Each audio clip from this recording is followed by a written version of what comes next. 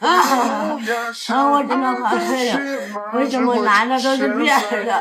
真不好意思给你丢脸了，我不配做你的女儿，我也不配拥有身为你的女儿的身上。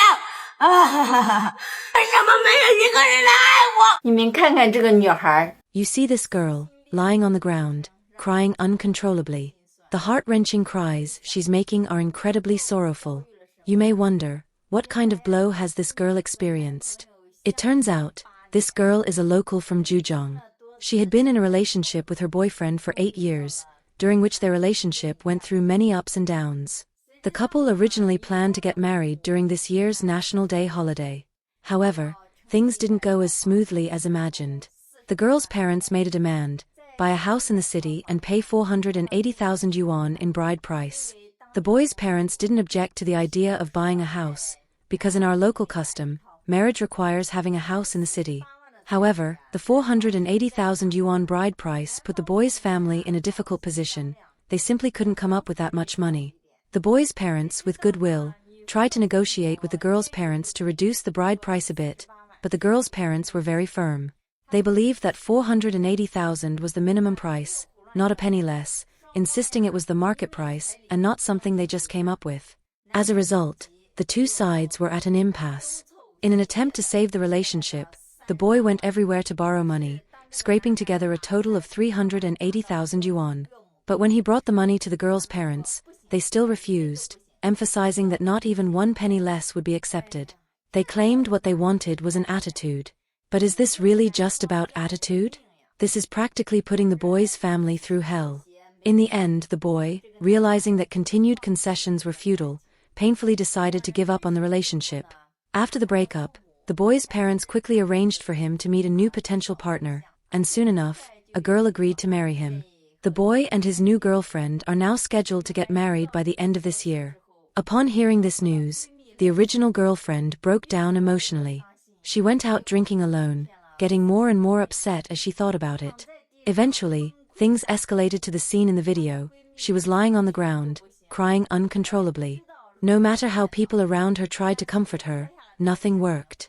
No one knew how to help her, and a passerby filmed this video.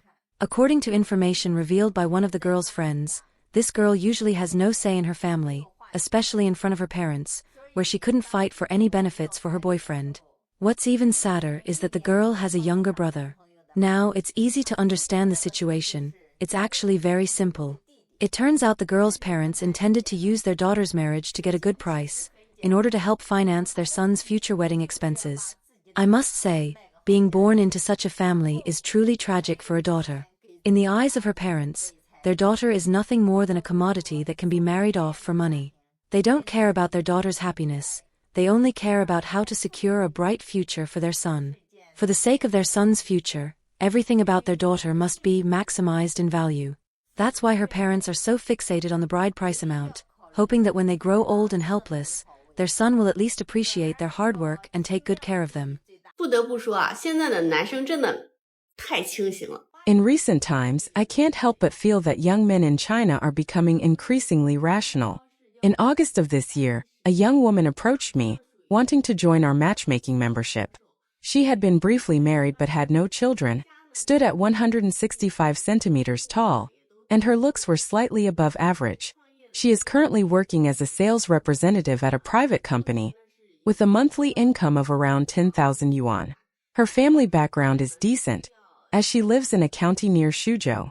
Both of her parents are retired, and she has a younger brother who is married and starting his own business.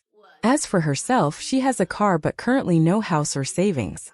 When she joined the matchmaking membership, she explicitly stated that she wanted to find a man with slightly better conditions.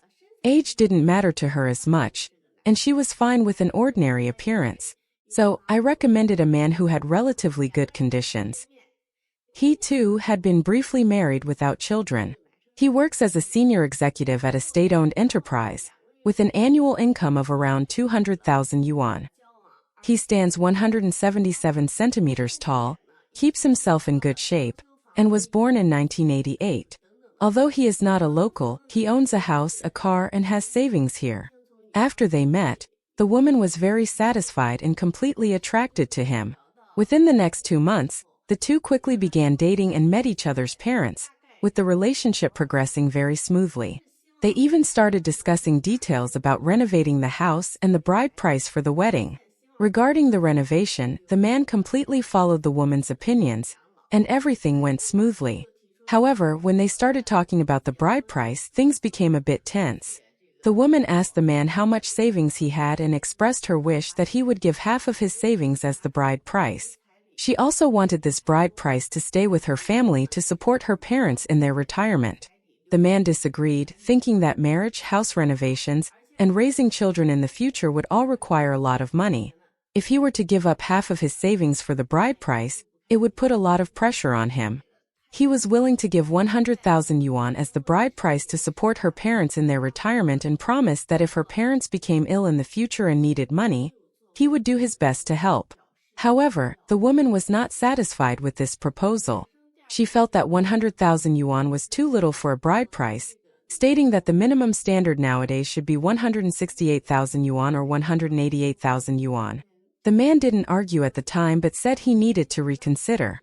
To my surprise, the next day, the man called me and said, "I don't think this woman and I are a good match." He candidly admitted that the underlying reason was clear to everyone. Then, he asked me to pass on the message to the woman and broke off all contact with her by blocking her completely. Surprisingly, the woman also handled the breakup very decisively, accepting it without hesitation or dragging things out in the slightest. Do you think this man's decision was too hasty?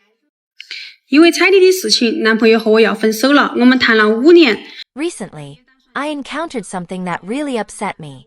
I never expected that after 5 years of being together, my boyfriend and I are now on the verge of breaking up because of the bride price. We've always had a good relationship, and recently, we started seriously discussing marriage. Yesterday, his parents formally came to meet my parents for the first time. This should have been a good start, but who would have thought things would become so complicated? Actually, that meeting was quite rushed. After the two families had a meal together, his parents hurriedly left. Throughout the entire process, they barely mentioned anything about the house or the engagement ceremony, and the atmosphere felt a bit cold. Our family didn't have high demands for the bride price. We just symbolically hoped for a few tens of thousands of yuan. My parents were even very generous, saying that after the wedding, I could bring the bride price back with me, and they would even fully fund a car for me as a wedding gift. I thought this would go smoothly, but unexpectedly, his family refused. They outright said that giving a bride price is outdated, and even mentioned that it's illegal to take bride prices now, calling it selling a daughter. They proposed that they would pay for the house, but the property deed would only have my boyfriend's name on it. As for the renovation costs, they hoped my family would cover them, and the mortgage would be something the two of us would share. What left me speechless was that they clearly stated no bride price would be given because all their money would be used to buy the house, and they had no extra funds. However, they reluctantly agreed to give 10,000 yuan to buy a gold necklace, a gold ring, and a gold bracelet, saying that it was necessary to save face. These words really made me angry.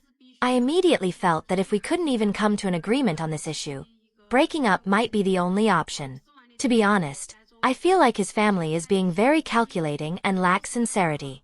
When we were dating, none of this was apparent, but now that marriage is on the table, their true colors are showing. After this incident, my boyfriend and I have been giving each other the cold shoulder. Recently, I've been very troubled by this bride price issue, and I can't even sleep well. A few days later, my boyfriend reached out to me again and offered some compromises. His family is willing to give 38,000 yuan as the bride price, and they can also separately provide 20,000 yuan for a gold necklace, a gold ring, and a gold bracelet. The house can have my name on it, but the condition is that my family needs to pay 200,000 yuan for a car and another 200,000 yuan for the renovation, as the startup funds for our small family. Honestly, I really don't understand why his family is being so calculating and still insisting on getting married. If they feel that the pressure of getting married is too great, they can totally wait until the conditions are better. Why make things so ugly? Now I feel especially disappointed, like these 5 years of feelings have been wasted. But then again, I'm still reluctant to let go of this relationship because, after all, we've been together for so long, and the emotional foundation is there. What confuses me the most is why my boyfriend, who is always so considerate and caring, putting me at the center of everything during our relationship, has suddenly become so stingy now. I can only sigh, realizing that no one else can truly understand your feelings. However, I do think my parents' opinions are very important since they have more experience in seeing things clearly. I'm seriously thinking, is he really worth marrying? 我以前非常的不理解为什么大家都在骂彩礼，因为在我看来，家庭条件好的给彩礼的一方非常的轻松。I used to not understand why everyone criticizes the bride price system. In my opinion, if the family is financially well off, the side giving the bride price would not see it as a burden, and the side receiving the bride price would also accept it with ease. So I thought that many people criticizing the bride price came from grassroots communities, and their criticisms didn't seem to make much sense. I felt that, especially for girls from grassroots backgrounds, marriage is a matter of great responsibility, particularly during childbirth, where they bear significant risks. Both families have average financial conditions, their incomes are ordinary, and the man's character cannot be fully guaranteed, then I think it's entirely reasonable for the girl to receive some bride price as a guarantee for childbirth and as an emergency fund for the family. In case something goes wrong during childbirth and the man's family cannot provide the money, the girl can use this money to secure her and her child's life, which is perfectly understandable. It's natural for a girl to be responsible for her child.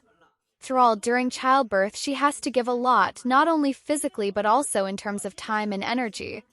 Asking the man to contribute some money as a balance is also a reasonable arrangement. But later, I realized that my previous thoughts were a bit naive. Because many girls, after receiving the bride price, do not keep it for their future security but hand it over to their parents' family. What surprised me even more is that the parents' family usually uses this money to help their brothers get wives, not for the parents themselves. In this case, the bride price seems to be given to the girl, but in reality it's given to her family, especially her brothers. In this situation, after the girl marries into her husband's family, the husband's family feels that since they paid so much bride price, the girl should naturally give birth to children, do housework, and even become free labor. On the other hand, the girl's parents' family also feels that since they raised her, there's nothing wrong with her giving some money in return. As a result, the girl falls into a situation where she cannot please either side. The husband's family thinks she should contribute to them, while her parents' family also believes she should pay them back. In this scenario, life for the girl is truly difficult. Recently, I've noticed that the issue of bride price has become more complex, and there's even regulation and control over it. In many places, receiving a bride price is no longer allowed, especially at the grassroots level, where many girls originally planned to use the bride price as a future security, but now they no longer have this opportunity. This series of policy changes and social phenomena has made me reflect, what is the way out for us as girls? Relying solely on marriage is clearly unreliable. Traditional views always teach us that as long as a girl marries into a good family, her future life, house, car, and bride price can all be relied on from the husband's family. But the reality is that the husband's family is not dependable, and the parents' family cannot be relied upon either. It seems that after growing up, a girl truly has nothing, and the only person she can rely on is herself. For boys, society doesn't require them to be independent. Many boys can rely on their parents to buy a house, a car, and even pay the bride price. But if a girl relies on her parents, even for something as small as eating a piece of fruit, she may be criticized. This social standard really feels unfair. As girls, when we fight for our rights, we must not give up our autonomy. And work is the only way for us to hold on to our autonomy. Although work is hard and sometimes we have to face unfair treatment, at least it brings us some corresponding rewards. But in the family, many contributions go unrewarded, and people may even think it's just taken for granted. In my view, the difference between participating in social labor and being a housewife is that one is paid, while the other is not. No matter how hard you try, people will always find reasons to say you're not doing enough. But at work, no matter how tired you are, at least there are rules and regulations to rely on, and if you're not satisfied, you can change jobs. But in marriage, many times you have no choice but to silently endure. Therefore, I want to say to all the girls out there, the bride price and marriage are not the guarantees of our lives. Many times they are the source of pain. When we are not yet fully independent, the best choice is to keep improving our abilities and increasing our bargaining power so that when we enter marriage in the future, we can be more confident.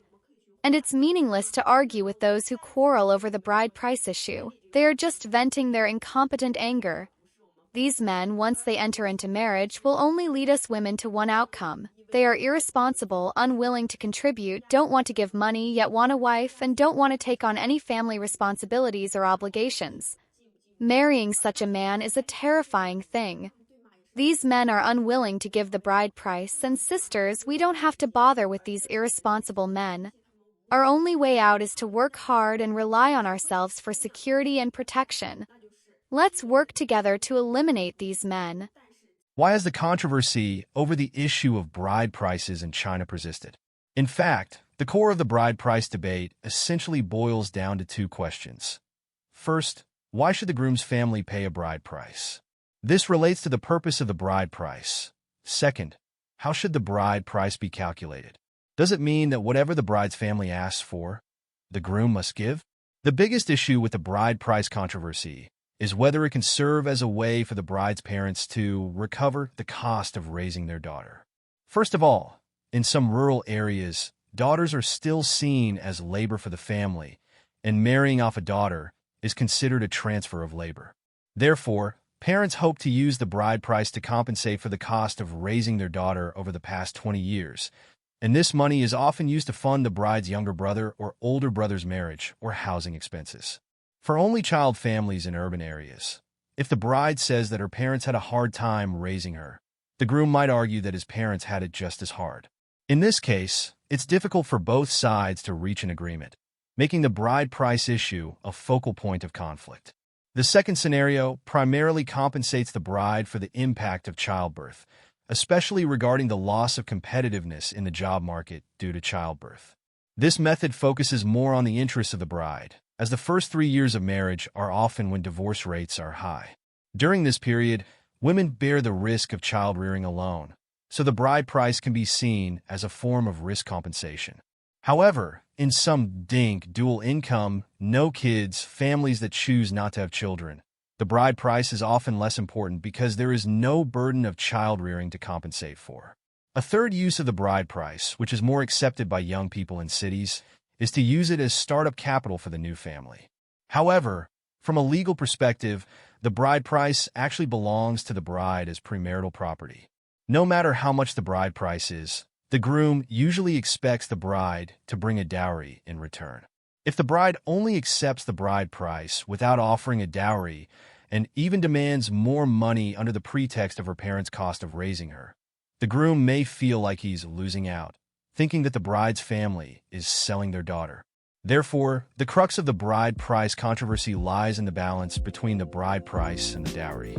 The amount of the bride price should not be exorbitant. If the bride price is seen as compensation for the bride's parents' cost of raising her, the amount should be based on the average cost of raising a daughter in that area, perhaps with some premium added. In some cases, the bride's family may also ask the groom to provide some form of compensation for her brother's bride price. If the focus of the bride price is on the cost of childbirth, the amount should include the income loss and career opportunity costs during the childbearing period. However, regardless of the perspective, the bride price amount should not be whatever the bride's family demands. The bride price is more of a form of compensation, so the amount should be the minimum within a reasonable range. Another related issue is how the dowry amount should be calculated. There is currently no clear standard for this.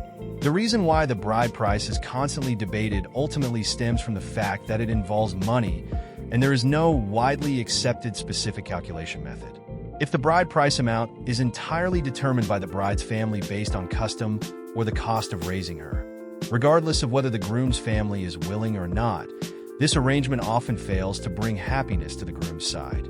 If emotions or attitudes are used as bargaining chips, even if the groom accepts reluctantly, he will harbor resentment. Moreover, if the bride price amount exceeds what the groom can bear, no matter what reasons are used to justify it, the outcome will likely remain unsatisfactory.